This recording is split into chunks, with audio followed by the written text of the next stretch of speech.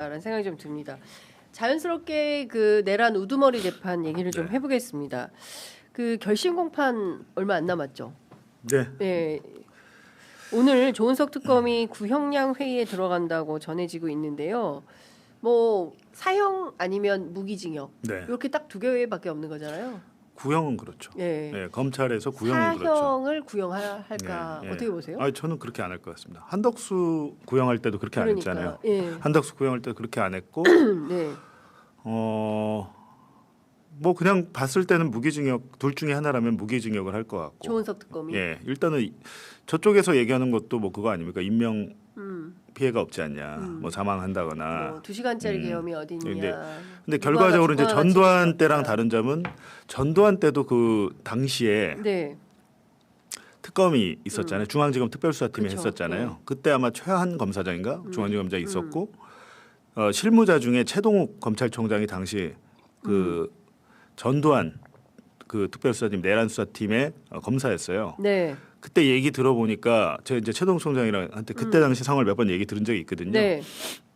원래는 1980년 5월 21일에 전남도청 앞에서 발포한 게 우리는 살인 집단 살인이다 학살이다 이렇게 생각을 하잖아요. 근데 소위 말해서 그 영화 택시 운전사에 보면 우리가 그 무릎수하하는 자세 장면 있잖아요. 네네네. 근데 그게 그거에 대한 증거가 부족했던 거예요. 분명히 거기서 사람은 다치거나 죽었는데 몇 명이 죽었는지도 파악이 잘 안 되고 그때 뭐 중요한 것은 뭐. 이거를 전두환이나 어디 뭐 누가 계엄사든지 누가 명령했는지가 안 밝혀진 거예요. 발포 명령자. 예. 발포 명령자가 지금까지도 안 밝혀졌잖아요. 그래갖고 도청 앞에서 5월 21일에 집단 학살한 것은 그때 기소를 못했습니다. 그래갖고 전두환이 사형을 받은 것은 최동욱 총장 얘기예요. 확실한 것은 5월 27일에 전남도청 탈환 작전을 계엄군이 하잖아요. 그때는 지시한 게 맞다라고 해가지고 탈환 과정에서 많은 분들이 돌아가시는데 사살 당하잖아요. 근데 그거는 확실한 살인이기 때문에 그거를 가지고 겨우 했다. 그때 그것도 못할 뻔했대. 너무 시간이 네, 없어가지고 예. 다행히 시간에 쫓겼지만 열심히 검사들이 해서 넘겨서 이제 유죄 판결이 났죠. 뭐 네. 몇 년 안 돼서 그냥 사면 됐지만. 근데 지금 같은 경우에는 제가 볼 때는 사실은 윤석열 측에 인명피해 없잖아요. 이거는 법원에서 먹힐 확률이 있는데 제가 가장 아쉬운 부분은 일반이적 혐의를 네. 원래는 외환 유치였다가 그것도 증거가 부족해서 그렇게 한 거잖아요. 그러니까 2차 특검에서는 네. 예를 들면 정보사 요원들이 몽골을 뜬금없이 가가지고 체포가 되잖아요. 맞아요. 근데 그게 그냥 간 거 아니라고 저는 생각하거든요. 그거 별거 아닌 것처럼 그냥 넘어가는데 네. 2차 특검에서 조사 그 부분 정보사령부 조사를 거의 못했습니다. 그리고 정보사 애들이 와가지고 진술을 다 거부하거나 네. 엉뚱한 모른다고 이렇게 넘어갔는데 정보사령부를 제대로 조사해서 일반 이적 혐의를 지금 재판 중이지만 공소장을 변경할 수 있습니다. 증거를 잡으면. 그럼요. 예. 뜬금없이 그 당시에 이제 갔던 요원 2명이 잡혔는데 이 사람들은 원래 몽골 담당도 아니었어요. 몽골 담당도 아닌 사람을 뜬금없이 가서 보내가지고 이 사람들이 심지어 대사관에서 이 사람들한테 차량을 내줍니다.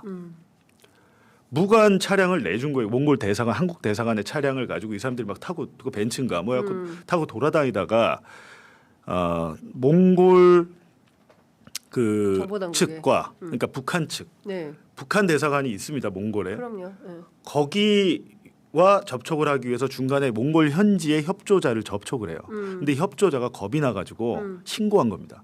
몽골 정보당국에. 네. 지금 한국에서 무슨 정보사라고 왔는데 자기가 거래하던 사람들이 아니잖아요. 새로운 사람들이 와가지고 모르는 애들이 온 거네. 모르는 애들이 와가지고 만나겠다고. 북한 사람들 만나자고 하니까 대사관 사람들 만나야 된다고 하니까. 정체가 좀 불분명한데 그렇죠. 괜히 혹여 문제 생기면 내가 또 어떻게 네. 될 수 있을지 모르니까. 근데 이게 수사가 제대로 안 된 거예요. 그렇다면 그 몽골의 협조자 조사했냐? 아니잖아요. 몽골 가면 있어요. 그래갖고 저도 그분 한번 만나고 싶은데. 만났어요? 만나고 몽골은 가긴 갔지만 그럴 시간 없었잖아요. 예. 근데 만나려면 만날 수, 찾으려면 찾을 수 있을 것 같아요. 몽골의 정보사나 국정협조자가 많지 않을 겁니다. 가봅시다. 예. 근데 취재합시다.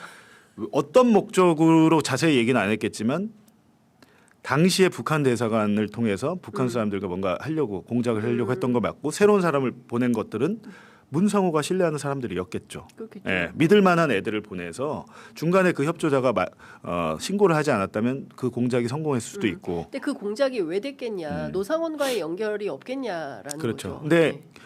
그것도 사실은 제가 또 드릴 말씀이 있지만 뭐 또 나중에 말씀드리기로 하고 노상원이 관련이 있다고 저는 들었는데 몽골 공작에 몽골 공작에? 몽골 공작에 노상원이 관련돼 있고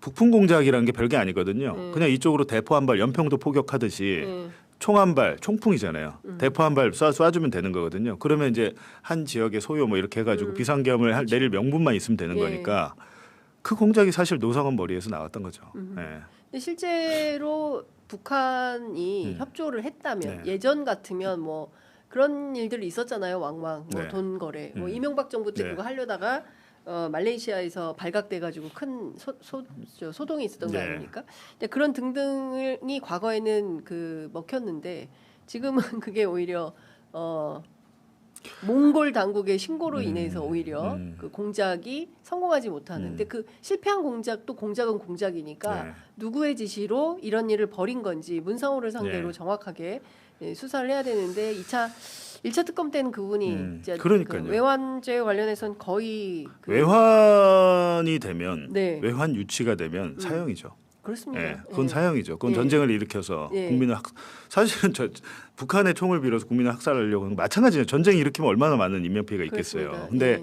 그 시도를 했고 실행이 됐다는 것은 지금 제가 볼 때 명백하게 이거 결과니까 그렇죠. 예. 무인기 정도로 될 일이 아니다 이거는. 맞습니다. 예.